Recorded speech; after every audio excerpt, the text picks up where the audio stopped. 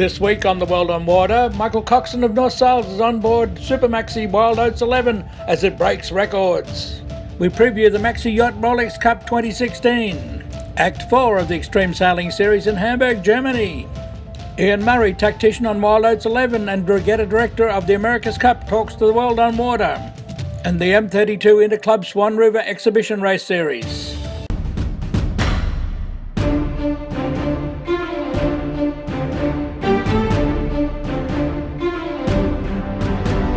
Course today go from Moreton Bay, the southern end of Moreton Bay, off Manly, up through the Moreton Bay to the Caloundra Fairway Buoy, and then north to Sandy Cape on Fraser Island, and then a straight line run from there to Yeppoon. We're expecting strong pressure for the duration of the event, based on the bomb models and based on the climate forecasting models that have been done for the cruise, and it's certainly likely that 3 boats will at least break the race record.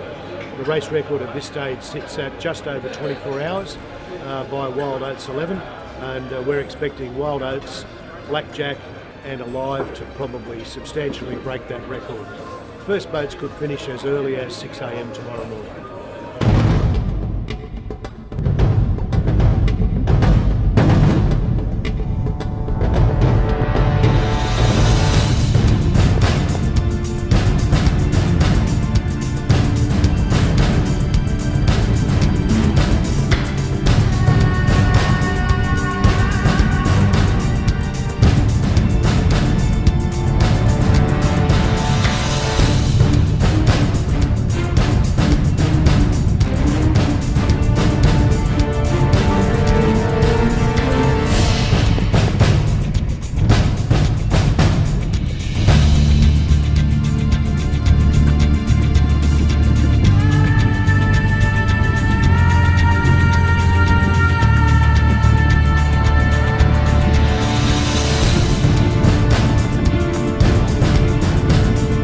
On the Wild Oats in the Brisbane to Keppel race. We've cleared the entrance to Brisbane and went out to Mooloolaba. Got down here in about 2 hours, pretty quick. Yeah, Steve, you've got to look up and show that North Sales logo. Mate, well done. Then we're over here, we're panning over to the big fella. Okay, big fella, tell us what's happening. We've just cleared the boat, and now we're sort of on the long leg down the top of Fraser Island, so we're going to be on this leg at 130 miles. Right. And what's our strategy? Well, try and aim at the mark as much as we can. We're a little bit, maybe 5-10 degrees high, so we're expecting the breeze to go left and knock us down a little bit. So. Okay. And as we're getting offshore, are you concerned about any current? No, not really. It is what it is. Right. And what sort of speeds are we averaging? We're averaging about 20 knots right now. How much breeze? About that. 21 as well. About 20, 21, doing both wind speed? 18, 19. Right, very good. And okay, who's got anything else to report? What about the famous Jono Morris from McConaughey Boats? The bow's hanging on there. The bow hasn't come off. That's a good sign. Keeping a close eye. We can report that well. and Mothy, we've got Mothy down here.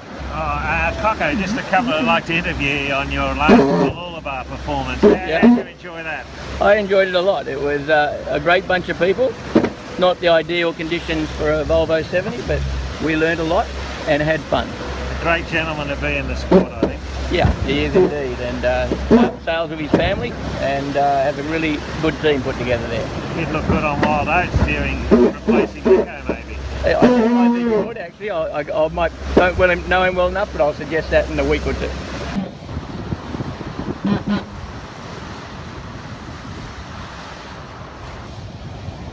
Here we are with Mark Richard number of wild oats in the Brisbane to Keppel race. Finish that up, my God. Got a Maserati now. Yeah. Oh, settle down. So Rico, tell us, we've got 2.5 hours into the race. What's your take so far? Yeah, obviously, first time we've sailed the boat in these conditions with the modification. Very boat's very happy, going fast. I mean, we're putting about 4.5 miles of distance on the Volvos every hour, you know, so it's... Right. And relative to these conditions before the modification to the Volvo, where do you think you're at? No, look, the boat's a lot happier. Right. A lot happier. Easy to drive, just effortless, you know, so it's going... Perfect. Good. You've had a few crew changes from the Southport race. Is that just people's availability? Yeah, a few crew changes, a few more to go. If these guys don't lift their socks up. Well, that's probably everyone paying attention. And what sort of numbers are we doing at the moment? We're doing around 22 to 26 off the boat speed at 150, 155. Right. So really good BMG numbers. Yeah. And what sails have we got up? We've got the going down here, periscope up. The A2 and full main. And you've got to say they were north sails, Rico? North sails, yeah, that's right, north sails. Yeah, that was the question. No, we've got the A2 up and the Station and full main. Full main. Yeah, and a bit of a seaway here, like it's picking up as we're getting offshore.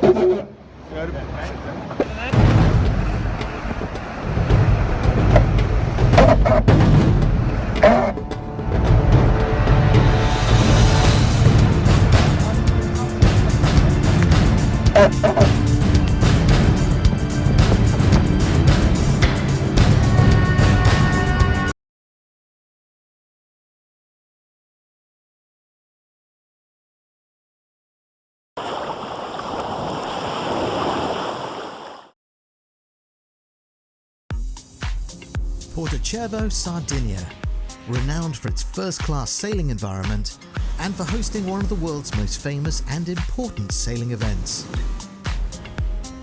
A competition which unites emerald waters and rocky outcrops, challenging courses, and first-class race management, innovation and tradition, top sailing talent, and passionate driven owners. Marking its 27th edition in 2016, the Maxi Yacht Rolex Cup is organised by hosts Yacht Club Costa Smeralda and the International Maxi Association. Rolex has been the title sponsor since 1985. A diverse number of Maxis will be on display this year. Receiving much of the spotlight will be the Maxi 72s. Competing in one of the showcase events, the Rolex Maxi 72 World Championship. The current champion is American Hapfouts Bellamente, winner of the 2015 edition on the final race.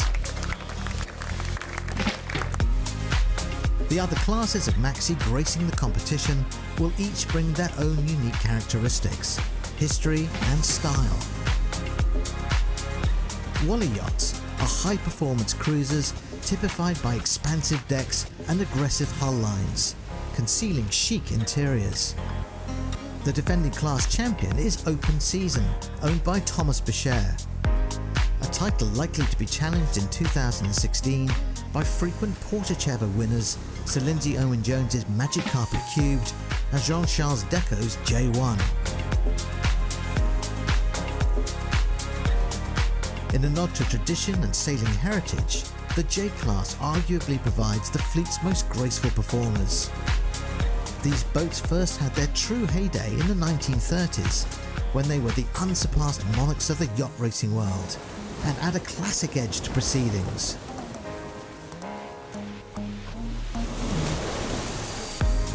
The Goliaths of the event are the Super-Maxis, measuring upwards of 100 feet, and sometimes in excess of 150 feet. They reflect a continuing desire to set new benchmarks of power, comfort and elegance, and are the epitome of luxury afloat. At what is a high-pressure environment, the sailors and owners taking part count on the world-class professional race management, This reassurance allows the crews to concentrate on the contest on the water. The rewards for success are rich. Class winners will receive the plaudits of their peers and Rolex timepieces at the final prize giving.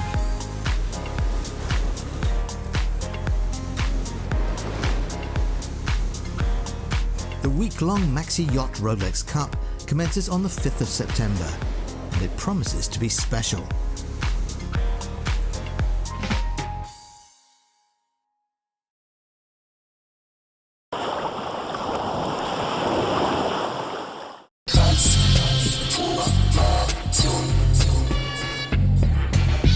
Yeah, it's river racing. It's a lot of current, so it's very difficult because the race course is more than less set, and you have only little options to do a different course like this, and you have to be a really good starter here.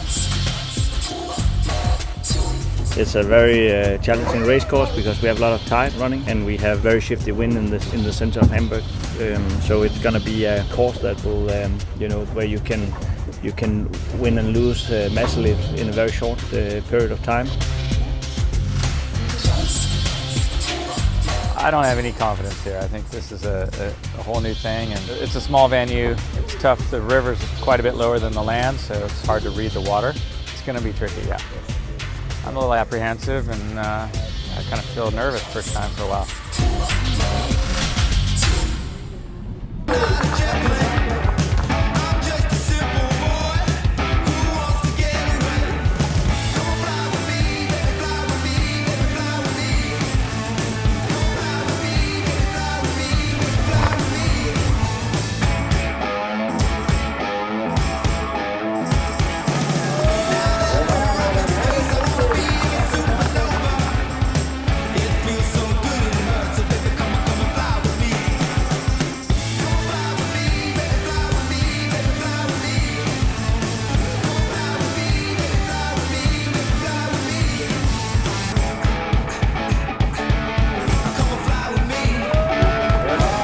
Taking it right down to the wire. But Oman Air victorious here in Hamburg.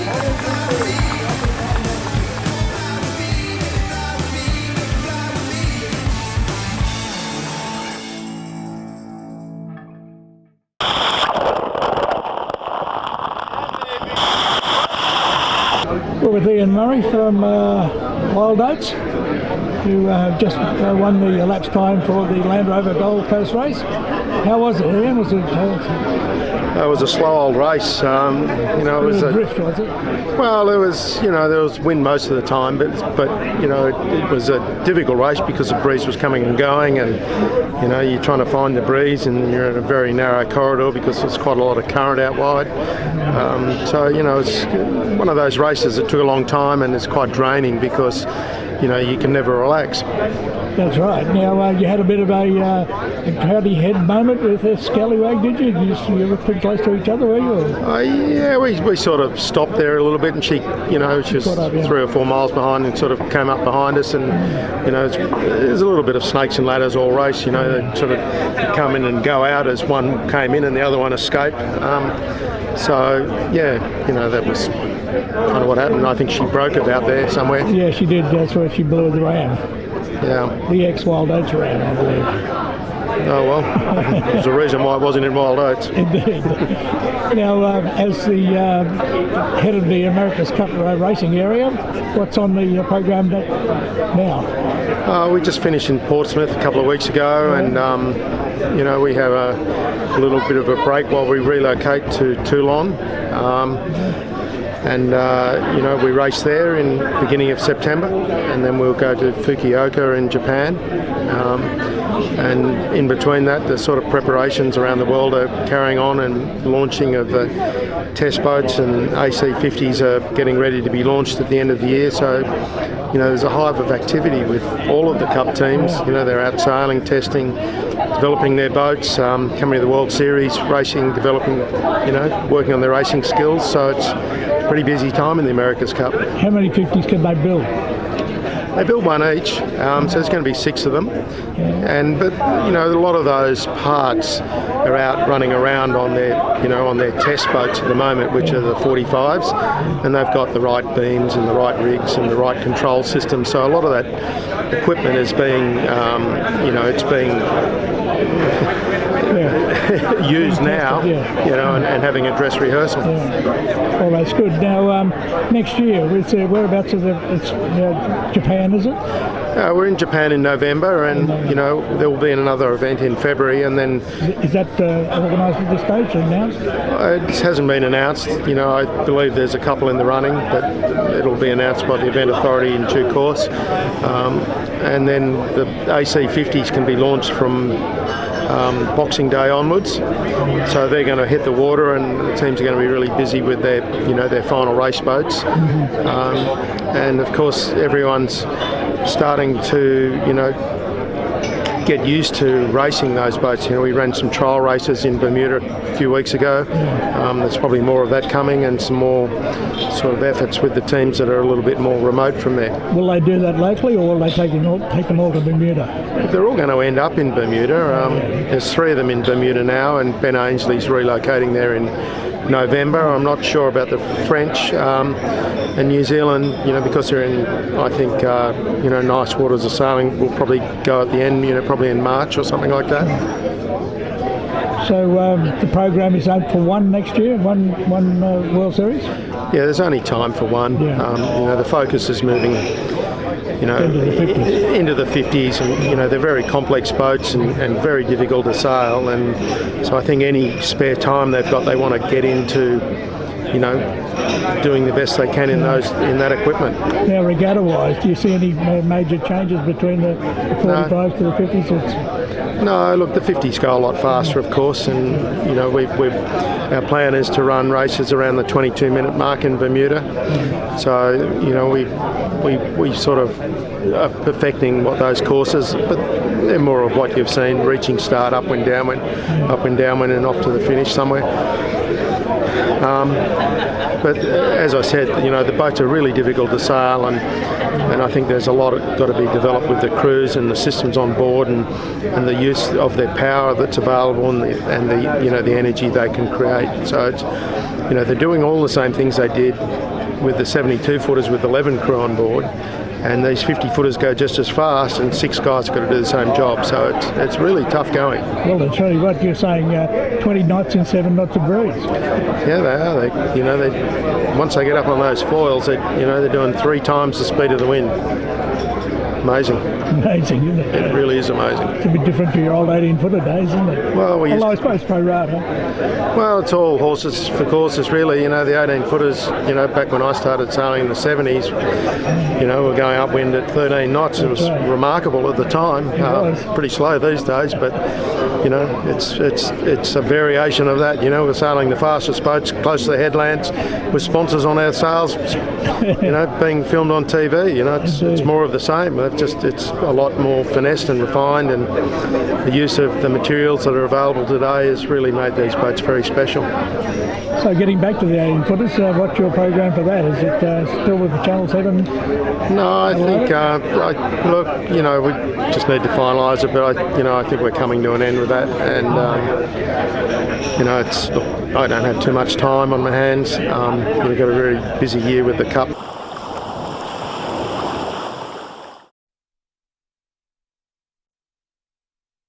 The M32 Interclub Swan River Exhibition Race Series, live from Royal Freshwater Bay Yacht Club, and proudly brought to you by Gage Roads Brewing Company, Spices Group, Gill Marine, Sport FM 91.3, Q-Modo, Howard Park Wines, and broadcast sponsor, Front Row Screens. Well, good afternoon. Here we are at Royal Freshwater Bay Yacht Club on an historic afternoon. What a great idea, a group initiative of M32 Australia and 4 of our clubs here, South Perth Yacht Club, Royal Perth Yacht Club, Royal Freshwater Bay Yacht Club and the Fremantle Sailing Club. The M32s will be on the water with a series of 5 races. Principal race officer John Taylor is out on the water assessing the course, and the sailors have left the beach and have headed off in these weapons of choice for this afternoon's encounter. The boats are lining up now, Ben. Yeah, that's right. So the Fremantle did go for the earlier Jenica. They didn't want to get caught behind, and Fred on at the moment. And there goes the Code Zero sheet now, and they're slowing their boat down, and will have to allow the other boats to pass. But in saying that, it looks like Fremantle Sailing Club have done a great start there. Like you said, they needed to get themselves up on the line. They were the first to deploy the Jenica and first to accelerate, and they are now leading this race. So we can see the boat in front, there's the Royal Perth boat, are slowing down. And they've got to wait all the way until the South of Perth boat gets in front of them, which they're luffing up over them now. So once they're past them, Royal Perth will be able to restart in the race. Well, a different start from Fremantle in that race, and they needed to do something. They've been behind. That hasn't worked for them, and it has on this occasion worked for them. So as they've gone round the wing mark and working their way down the course, and there's going to be a jibe or two coming up, and then the decision will be which of these 2 gates to take. So as we stick with the Fremantle boat, they roll up that Code Zero now. Not quite rolled up. They just got it there. They didn't roll it all the way up. They're really going for it in this race, for sure. Yeah, they've really lifted their game, Fremantle here. They had to after their last 2 starts. And that was a good manoeuvre there. They're aiming for the middle of the gate down here, so they'll have the option of which gate they choose. And they're still holding the lead over second place for Royal Freshwater Bay Yacht Club, but it is getting close down here. They're only moments away from the mark. Whoa, they're coming in with a bit of speed, the Royal Freshwater Bay Yacht Club team. And whether they'll take the same gate or the opposite gate, it's actually Fremantle turning right, and it looks like Royal Freshwater Bay are going to turn left around the gate as they head back up the course. And coming in with a bit more speed, the Royal Freshwater Bay Yacht Club team. Yeah, that's right. That's the great thing about having gates in the racing nowadays. It keeps the options open, and Royal Freshwater Bay were able to take the left-hand gate and take a little bit more speed into the mark rounding, and that's paying off for them now. They're sailing in very good breeze at the moment. It'll be very interesting when Fremantle Sailing Club and Royal Freshwater Bay meet up again. And South Perth took the same gate as the Fremantle team, and they're following in behind. And we have Royal Perth that took the same option as the Royal Freshwater Bay team. So it's right open at the moment. The South Perth team there, they're continuing out to the Sandbank side, right on Fremantle's transom.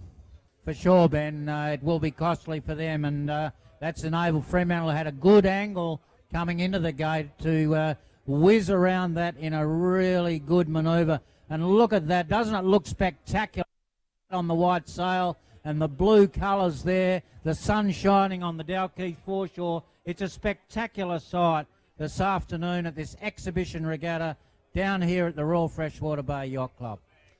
We can see Fremantle going around the gate there. It was beautiful footage of the drone there with seeing the Jenica unfurling. And that is the advantage we're seeing from footage from the drones. We can really analyse how the sails are working, how the crew is working. We can see the crew on board there. They're beautiful images, and it's a really important tool for coaching and development of sailing as we move forward. Of course, this is a collaborative between the M32, choreographed beautifully with the 4 clubs, South of Perth Yacht Club, Fremantle Sailing Club, Royal Freshwater Bay Yacht Club and Royal Perth Yacht Club, to put on 3 demonstration events. The first being here this afternoon, the second in 2 weeks' time on the 19th up at the Royal Perth Yacht Club in their waters, and then over to South of Perth Yacht Club, which will be the third and final of the series.